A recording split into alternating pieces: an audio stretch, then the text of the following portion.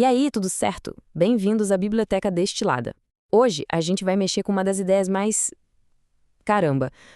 malucas de toda a história.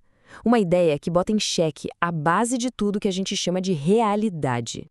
Pensa só por um instante, aquela opinião política super forte, o time de futebol que a gente ama, sabe? Aquela certeza que a gente defenderia com unhas e dentes. E se nada disso for real? E se for tudo só uma projeção, uma ilusão muito bem contada? Pois é, essa é a grande provocação que Platão joga no nosso colo. Então se prepara, porque hoje a gente não vai só ficar lendo filosofia, não. A gente vai pegar a alegoria da caverna e usar como se fosse uma chave mestra para tentar hackear o algoritmo que define o que a gente aceita como verdade. Bora nessa? Beleza, esse aqui é o nosso mapa da jornada, o nosso plano de fuga, digamos assim. Primeiro, a gente vai mergulhar de cabeça e sentir como é estar lá na caverna. Depois, vamos descobrir quem são os chefões por trás de tudo, os mestres das sombras. A gente vai sentir na pele a dor que é se libertar, o choque de ver a luz pela primeira vez e a treta que é tentar voltar para contar a história. E no final, a parte mais importante, um plano prático para a gente mesmo começar a quebrar as nossas próprias correntes. Fechado? Então vamos lá. Certo, primeiro passo. Vamos entrar no clima. Esquece que isso é só uma historinha de livro. Tenta imaginar de verdade que a gente nasceu aqui, nesse lugar, a caverna. E para quem nasceu aqui, isso não é uma prisão. É o mundo. É tudo que existe. Vamos construir essa cena juntos, na nossa mente. Pensa num lugar subterrâneo, escuro, com aquele cheiro de umidade, sabe? E a gente tá acorrentado desde criança. E não são só os pés, não. O pescoço também tá preso, travado. A vida inteira, a única coisa que a gente consegue ver é a parede de pedra na nossa frente. Ponto. Lá atrás, sem que a gente possa sequer virar para olhar, tem uma fogueira. E entre essa fogueira e as nossas costas, tem gente passando, tipo uns marionetistas carregando objetos. É um cenário, nossa, perfeitamente desenhado, não para prender corpos, mas para aprisionar mentes. Tá, mas quem são esses caras aí, esses marionetistas? Quem tá no controle desse show de sombras? É aqui que a gente entra no coração da ilusão, na realidade SA. Porque os prisioneiros, eles não fazem a menor ideia de que o mundo deles é, na verdade, uma grande performance. E bem na hora que a gente pensa, nossa, que gente estranha esses prisioneiros, Platão, falando pela boca do Sócrates, vem e, pá, dá um tapa na nossa cara com essa frase. Ele não tá falando de um povo antigo lá da Grécia, não. Ele tá botando um espelho gigante na nossa frente. A condição humana para ele é essa, ser um prisioneiro que se apaixonou pelas próprias sombras. E essas correntes que prendem o pescoço, elas não são de ferro, de metal. Elas são os nossos dogmas, os preconceitos que a gente nem percebe que tem. É a pressão do grupo, sabe? Aquele famoso, mas sempre foi assim. É tudo aquilo que impede a gente de virar a cabeça para o lado e se perguntar, peraí, e se tiver outra coisa para ver? Essa fogueira que fica lá atrás, ela é a nossa percepção limitada do mundo. É a única luz que a gente tem, mas é uma luz meio artificial, de segunda mão. É um mundo que os nossos sentidos conseguem captar. O que a gente vê na TV, o que aparece no feed das redes sociais, é uma versão da verdade, entende? Mas não é a verdade em si. E as sombras são o filé mignon da coisa toda. Elas são a informação já digerida, mastigadinha. Sabe, as manchetes de portal, os memes, as opiniões que já vêm prontas pra gente só concordar. Para os prisioneiros, aquilo na parede não é a sombra de um cavalo, aquilo é um cavalo. A realidade deles é em 2D e eles nem fazem ideia disso. Então, o ponto central é esse aqui, ó. A realidade da caverna é basicamente quando a gente se satisfaz com uma embalagem e esquece de abrir para ver o que tem dentro. É quando a gente confunde o cardápio com a comida. É achar que a opinião da nossa bolha na internet é a opinião do mundo inteiro. É a Matrix, galera. Só que foi pensada mais de 2000 anos antes do filme existir. Ok, agora o negócio começa a ficar sério. O que acontece se um de nós for solto? A gente logo imagina uma cena de filme, né? Heróica, a verdade libertará. Só que Platão, ele é um pouco mais pé no chão, um pouco mais pessimista. Para ele, a verdade no começo, ela não liberta não. Pelo contrário, ela cega, ela dói, ela bagunça a cabeça.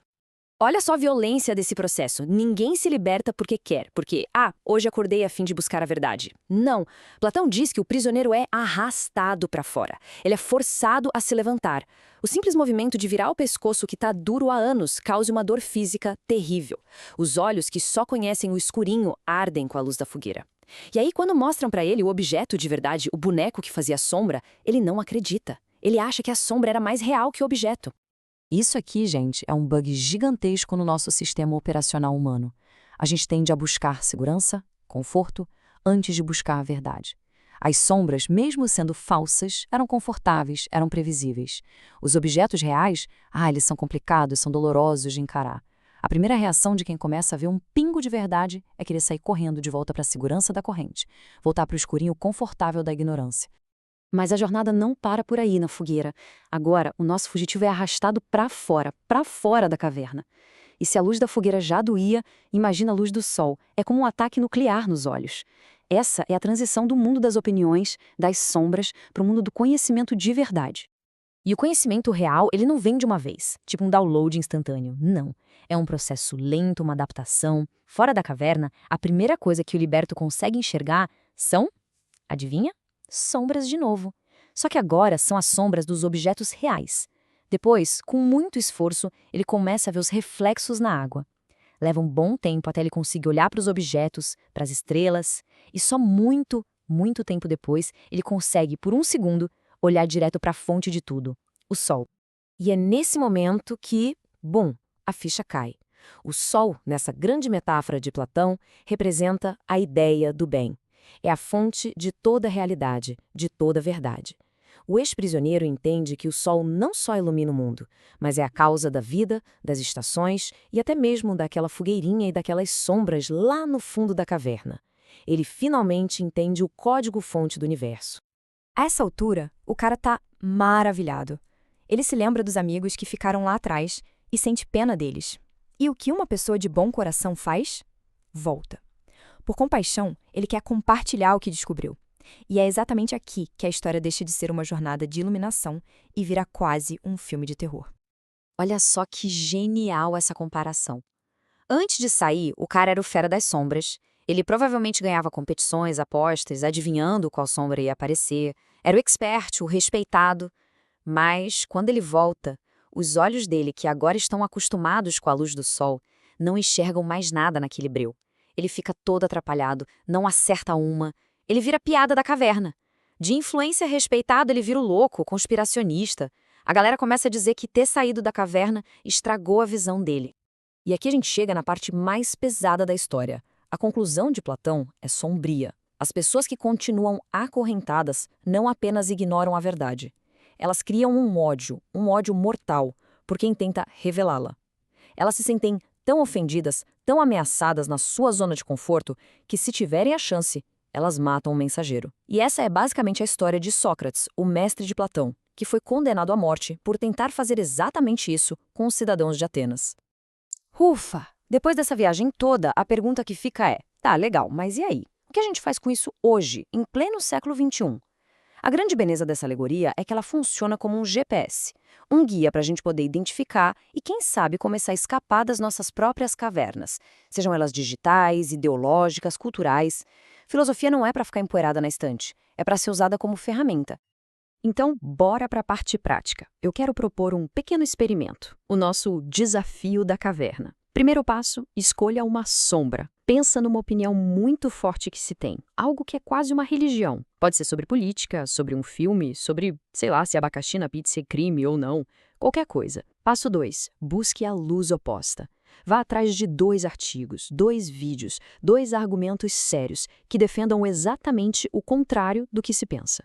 E consuma esse conteúdo com a mente aberta, tentando de verdade entender o outro lado, não só para rebater. Sinta o desconforto.